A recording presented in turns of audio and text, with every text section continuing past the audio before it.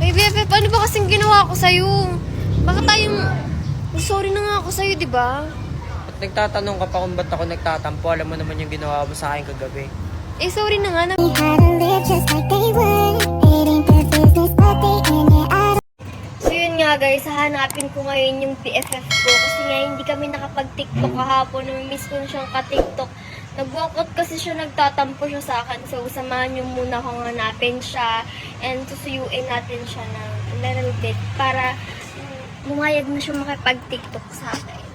Ito pala si BFF. Ay BFF, ano ba kasing ginawa ko sa'yo? Baka tayong...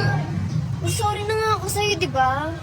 At nagtatanong ka pa kung ba't ako nagtatampo, alam mo naman yung ginawa mo sa akin kagabi. Eh, sorry na nga. Namimiss na nga kitang ka-TikTok. Mag-TikTok na tayo.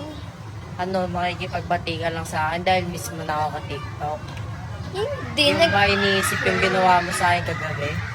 Nagsasorry na nga ako. Nagsasorry na nga ako. Grabe yung ginawa mo sa akin kagabi, di mo man lang iniisip yung nararamdaman ko, BFF. Hindi ko na nga uulitin. Promise. TikTok na tayo. Basta huwag mo nang uulitin yun, Promise. Promise. Yun na nga, tara na, TikTok na tayo. Pogi mo ba naman dito? Tara na, TikTok na tayo. Tara na. Don't need no one to tell me how to